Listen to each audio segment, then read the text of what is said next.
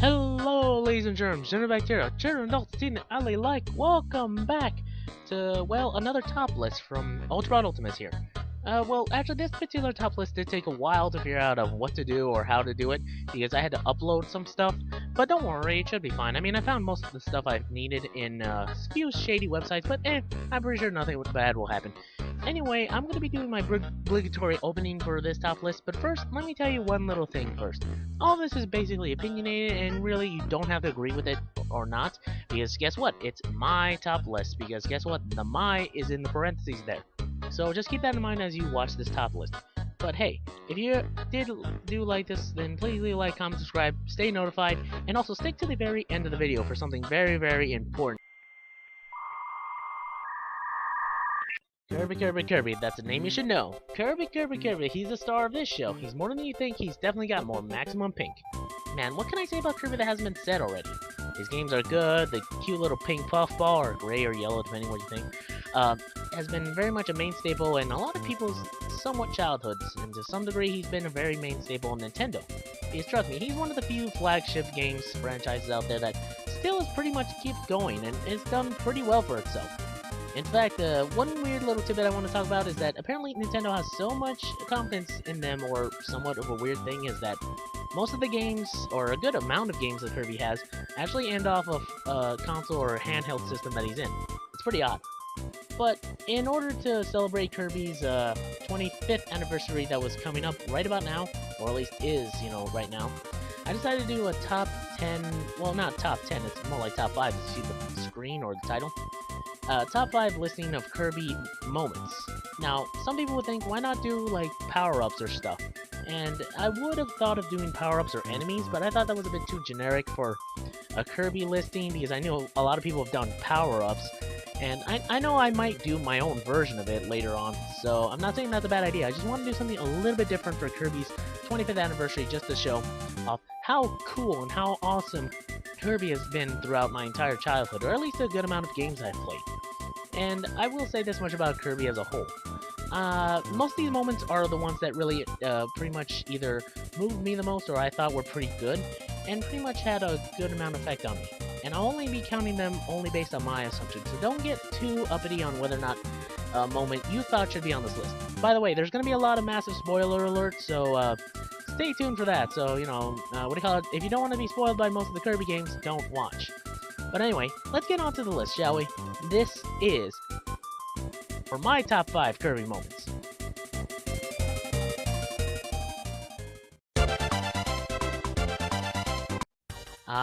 Kirby, right back at ya.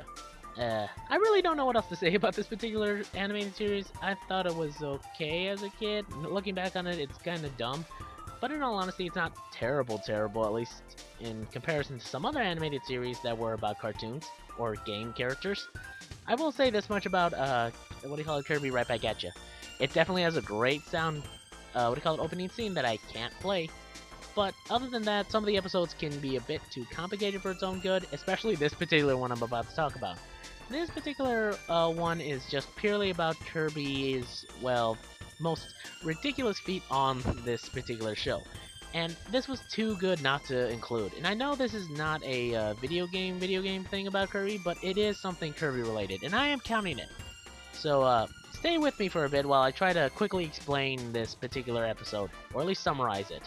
And then the moment. Over at Castle DDD, they receive a mail message that says Chef Shiitake, a world-famous chef, is coming over to review their castle's cuisine. Because, chefs are known for going to castles to review their food. I mean, if it were a restaurant, it makes sense, but this makes no sense, and it gets more complicated. King DDD decides to hire Chef Kawasaki, a friend of Kirby in this particular universe, as the head chef at Castle DDD. Unfortunately for King DDD, Chef Kawasaki isn't that great of a chef, which is the joke of the main series anyway. So, in a desperate ploy, King DDD asks Nightmare Enterprises, his monster delivery service, to send over something to help. And they send over a cookbook, which DDD uses to trick Kawasaki into thinking that Kirby is some rare green known as Z-Bond. And in doing so, Kirby immediately discovers, Kawasaki tries to cook Kirby. And unfortunately for DDD, Kawasaki has too much heart in this episode, or this whole series, so he's not willing to cook Kirby.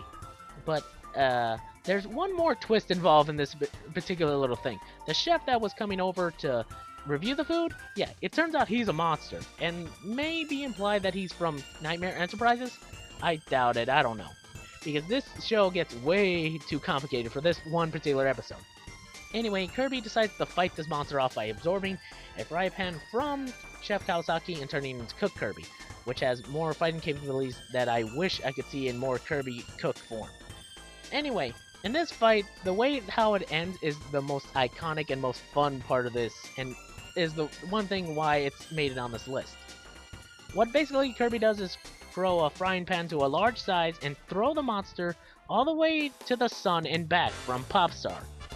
Okay, first of all, that's just ridiculous. Let me say that again. He makes a frying pan grow to a large size and throws it at the monster all the way to the sun and back. That's just ridiculous. And apparently, it's cooked to an extent to where you can actually eat it. I'm being serious, you're seeing the footage right now. King Dedede actually tries it and it's actually edible.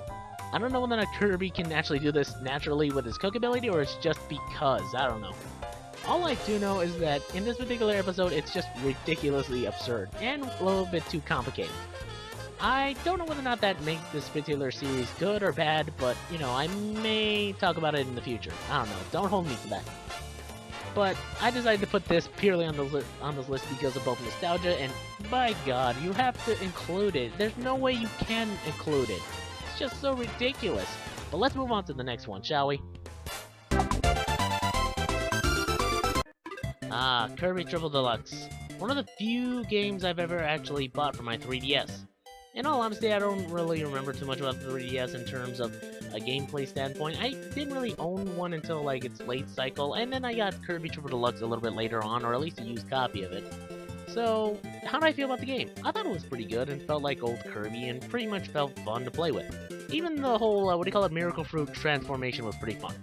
But I'm here to talk about the final part of the game, the end portion of it. And I know a lot of my videos might be talking about the end portions of it, but these are pretty good moments, honestly. Especially this one.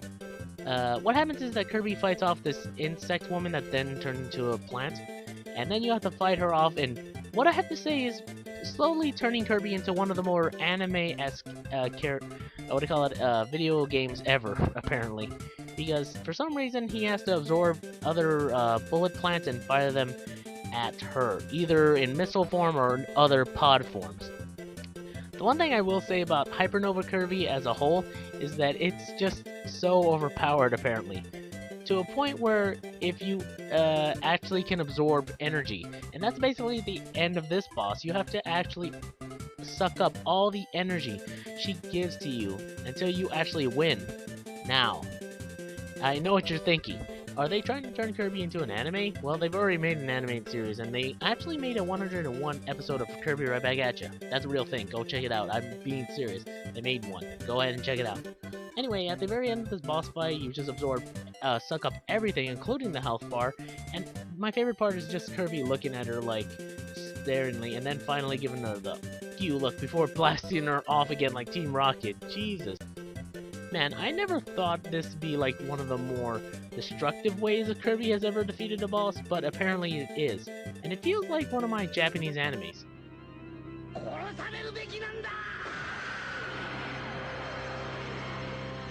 Yes, I did that, and I feel no shame of it. I will say the rest of the game was pretty good, and there's actually some backstory for her. But, you know, you're gonna have to look that up yourself and pretty much discover it your own way. I'm just gonna keep on going for the next entry on this list, so keep in mind for the next part, or number 3 on this list. Don't worry, it won't be as anime, for now at least. Kirby 64 and the Crystal Shards. This game, I didn't really play much of as a kid. I did play some of it, just not much. Later on in life, I did finally complete this game, and in all honesty, I felt good about it, because this was like a nagging little thing that basically had me feeling like incomplete, and I wanted to complete this game, and I'm glad I did in the future. Anyway, the story of this game basically is that a fairy girl named Ribbon has her planet attacked by Dark Matter is trying to steal this powerful crystal. After she escapes with it and it gets broken and gets shattered across the galaxy, in which Kirby has to help, or just wants to help apparently, this poor ribbon girl out with her finding the crystals. I love the game's concept and premise and mixing of powers, and in all honesty, this really was like an itch that I finally was able to scratch. And the moment that I'm particularly picking is the final ending moment. Now, the game has two particular endings. One that supposedly looks good, the bad ending, and the actually good ending of the game, where you face off against the true boss. If you collect all the crystal shards, you get the good ending, which reveals that the queen is possessed by dark matter, or what's left of it. If you don't get all of the crystal shards, you're just given a fake out ending, and the queen is turned out to be possessed. And in the true good ending, you actually deal with dark matter. Well, actually not dark matter, some manifestation of it, as you have to go to it, where Kirby actually pulls out a cell phone and calls his star Warp Star for some reason. I don't know. This is kind of funny, and the game itself is kind of funny in its humorous way, and I love it. But yeah, you have to go out and fight off against the darkness, going through a small little stage that's sort of a platform thing, just a small one, before you face off against the main boss of the game, the true final boss. The one that I really didn't know about, but I had seen and didn't really connect the dots, Zero 2. Yeah, this was supposedly the most disturbing thing in Kirby history. I'd put my money more on Zero's first appearance in Dreamland 3, as that thing shot blood and then bleeded out of his eyeball. Seriously, that looks more disturbing than frickin' Zero 2. Not to say it's a bad boss, but you know, I'm just saying. By the way, speaking of which, actually, some of the Kirby's older commercials were actually pretty disturbing too. Alright, son, what's he look like? Well, he was pink. Caucasian? No, pink.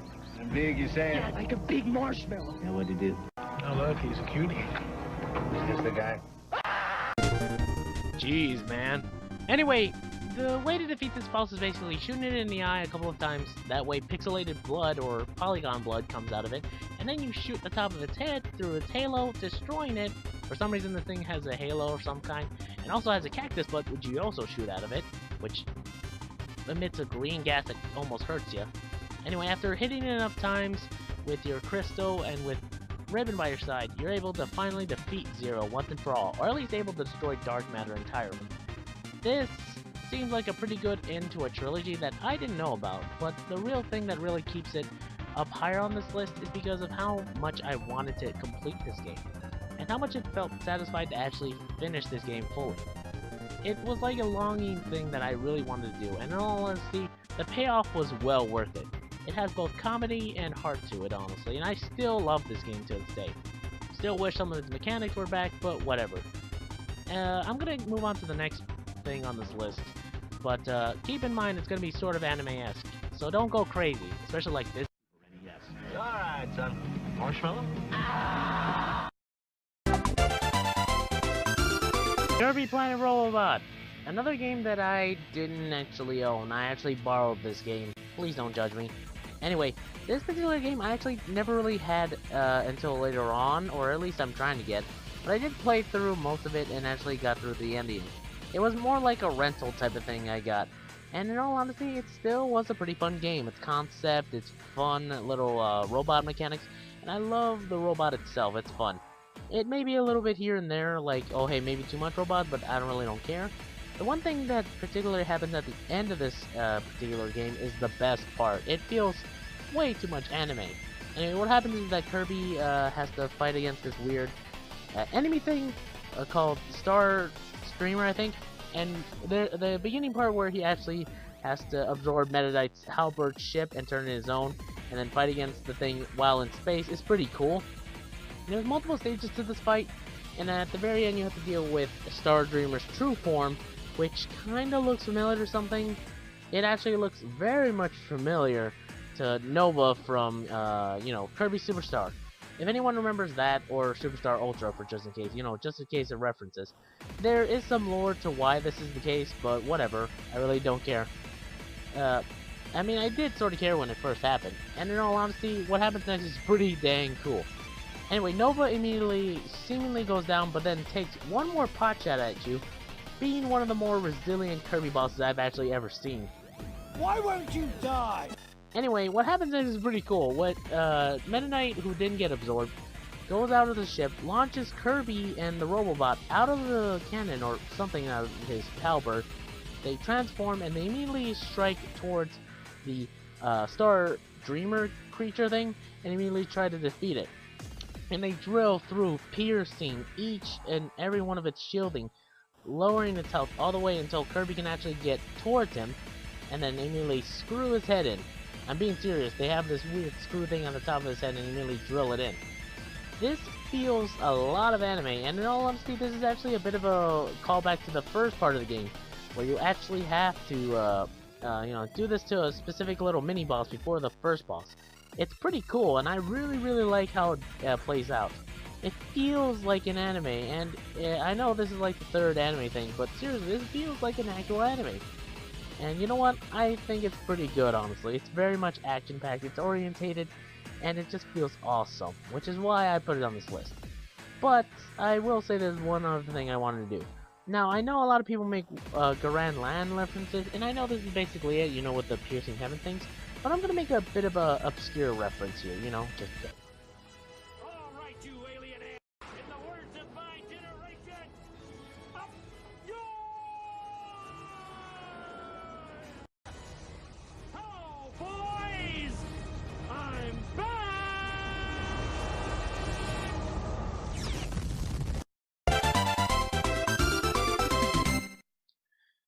I decided to do something a little bit similar, but a little bit more different than other people would. And a lot of people would suggest or pick a Kirby game that would be, ironically or, well known to be picked here. Kirby Superstar, the one game everyone says is perfect, or the perfect Kirby game. In all honesty, I don't know. There were some issues I had with the original one, and I do love it, even now, but I decided to pick the remake of it, Superstar Ultra, as well, it's basically the same game, but on a better engine technically. It's on the Nintendo DS, but not really technically an advanced system all that much. But it's still nice to see the 3D renderings of some of these characters with their NES counterparts, or Super NES counterparts. Sorry. I did play Kirby Superstar on the SNES once. Actually, a couple of times, because I was able to play it at a friend's or babysitter's house, and I really did get through most of the games by myself, at least through some of them, like Dino Blade, Spring Breeze, and a couple of other things.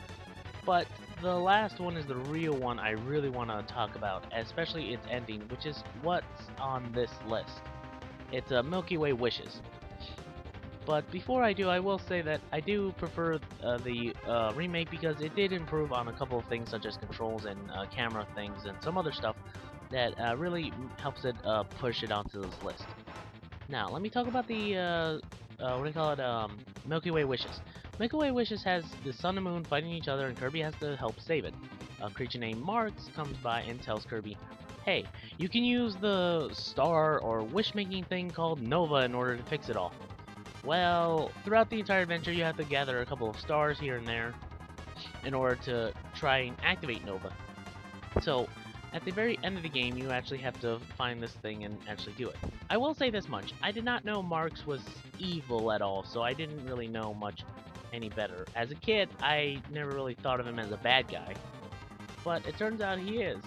As the very end of the game, once you collect all the stars and activate Nova again, well, guess what?